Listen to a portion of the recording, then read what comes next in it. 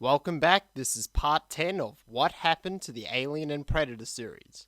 After the last film, I'd lost all hope for the series. AVPR had to be the final nail in the franchise's coffin. It was a critically panned, cliched, gore porn teen slasher movie, and the only reason it didn't bomb at the box office was because it had the names Alien and Predator attached to the title. It had effectively killed the series, pushing it beyond the point of no return. Exactly what could we hope for the series' future? That the series would go the way of the Species franchise with the direct-to-DVD AVP3? Or that it would go the way of the Friday the 13th series with one of those crappy, gritty reboots, which utterly fails to capture what made the original so great, perhaps produced by Michael Bay? Or would the series simply fade away into obscurity, never to have another installment? Well, it turns out I couldn't be further from the truth. You wouldn't imagine my surprise when I heard that 20th Century Fox had contracted cult filmmaker Robert Rodriguez to produce a third standalone Predator movie titled Predators. And according to an interview with the director Nimrod Antal, the film would be a sequel only to the original two Predator movies, while ignoring the events of the Alien vs. Predator abominations.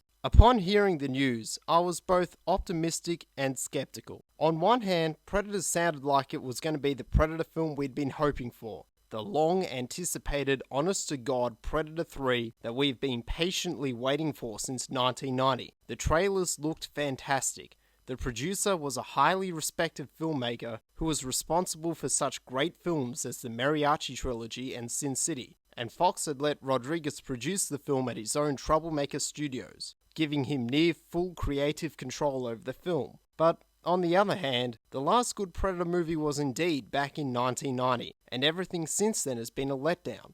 So why should this film be any different? Well, I saw Predators in theaters a few weeks back, and I have to say the film was okay. Yeah, it was okay. The movie had a lot of good points, but in contrast, it also had a lot of bad points. It wasn't as good as the original two Predator movies, but then again, it wasn't as bad as the Alien vs. Predator movies either. Now, I've only seen Predators once, and it was a while ago, so I'm having to recite this from memory. So you'll have to forgive me if this review doesn't cover everything.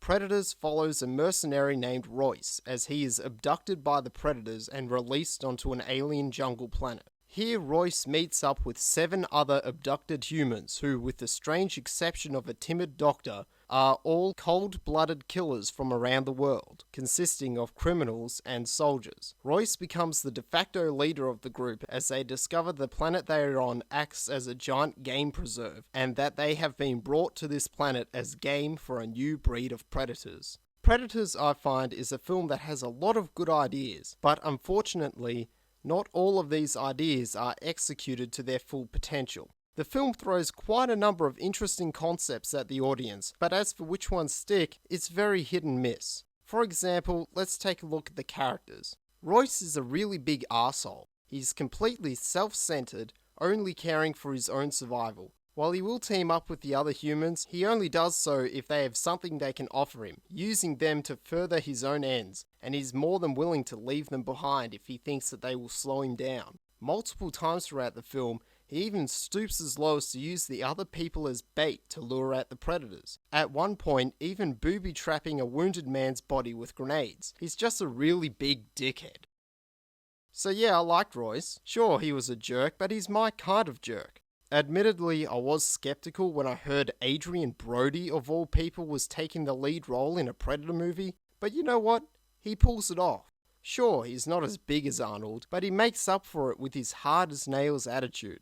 Royce is a selfish, cold-hearted bastard who had me convinced that he would be willing to do absolutely anything necessary in order to survive. This guy would beat his own mother to death with a pool cue if it meant living for an extra 30 seconds. And that's exactly the kind of attitude you need in order to survive a battle against a predator. Now, does he hold up to Arnie? Of course not. Don't be stupid. No way in hell could he even hope to. Why would you even think such a thing? What are you, some kind of moron? But he does do a serviceable job.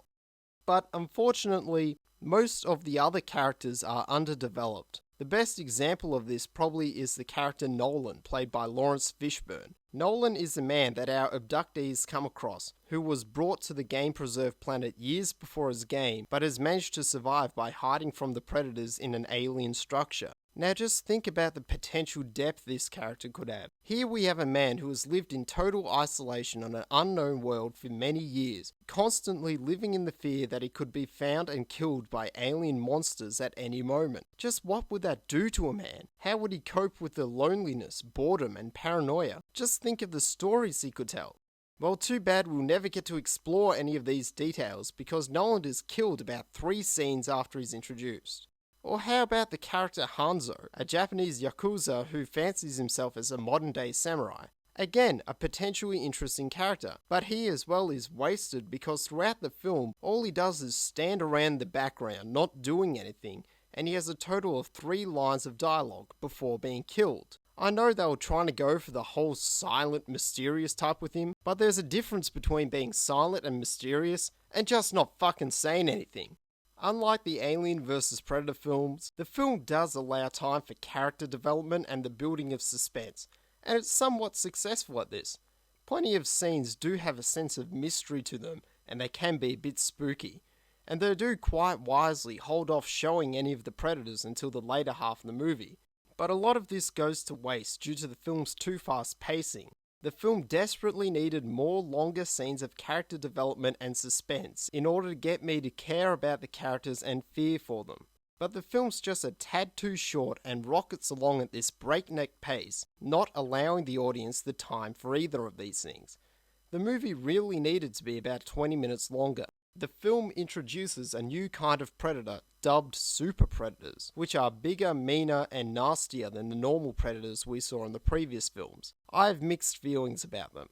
On one hand, it's a great idea to introduce a new race of predator, because it adds more depth and dimensions to the species, and logically, if a normal predator is cool, then a bigger, meaner super predator should be even cooler, right? But on the other hand, I'm not too keen on their designs. They're a lot shorter than the predators from the previous films. The predator actors in this film are about 6.5 feet tall on average, whereas in all the other movies they are in the 7-foot range. And as for the super predators' faces, admittedly they do look better in the movie than they do in these production stills due to the on-set lighting.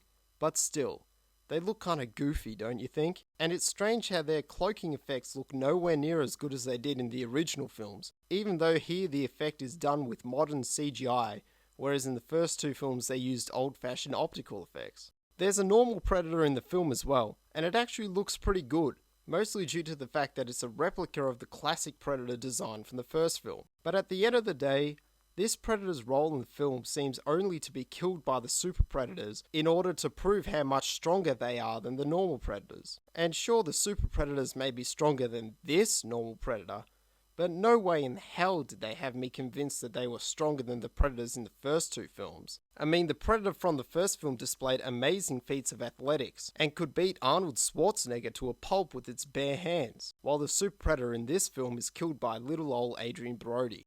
The film introduces a lot of new interesting concepts to the predator mythology, but again they're not always pulled off.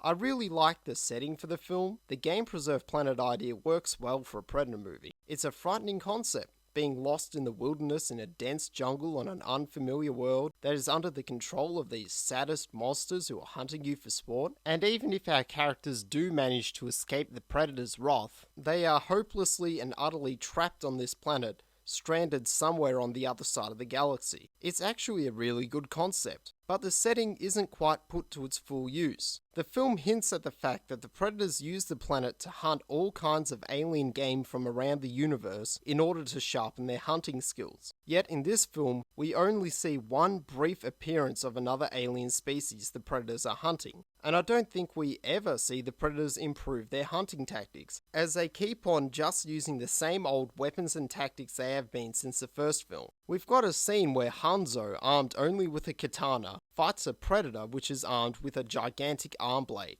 Now the idea sounds great on paper.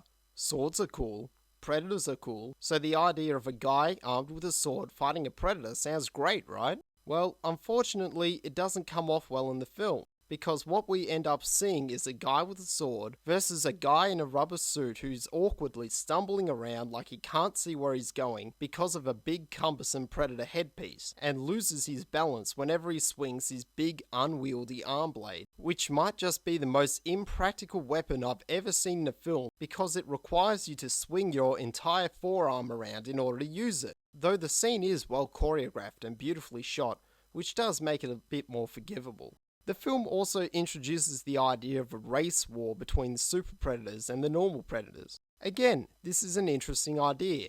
Just the fact that there is more than one kind of predator is interesting enough, but the fact that there is a dispute between these two factions of predators adds even more depth to the species. But this notion isn't delved into enough in the film. There's only one scene where the normal predator and the super predator face off, and it's kind of a letdown. What should be a thrilling, intense fight scene instead comes off as two guys in rubber suits belly bashing like sumo wrestlers. Any of you guys watch Power Rangers as a kid?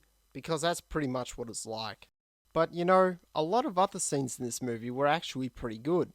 There's a scene where the predators send hound-like alien creatures to attack the humans, and it's actually a very well-made, adrenaline-pumping action scene, as is the scene where the humans come across the predator hunting camp. And the film does have a level of craftsmanship that has been missing from the last few films. The film has a very appealing look to it. The cinematography and editing is superb, and the jungle locations are both beautiful and claustrophobic. The special effects are pretty good for the film's low budget, and the music is great, very reminiscent of Alan Silvestri's original Predator theme. It's a rather well directed film. So what are my final thoughts on Predators? Well, the film did alright, I guess.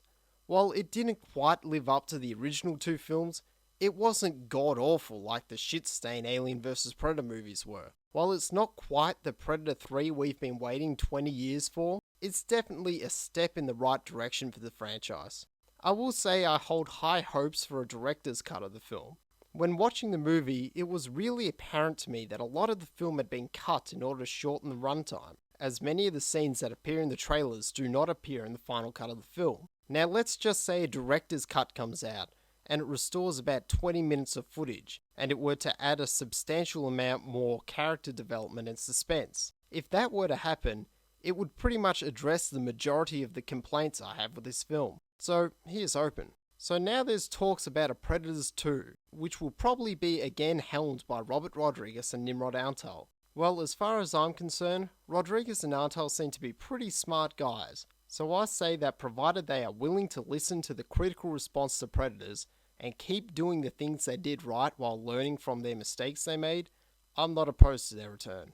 I'm not particularly thrilled, but I'm not opposed.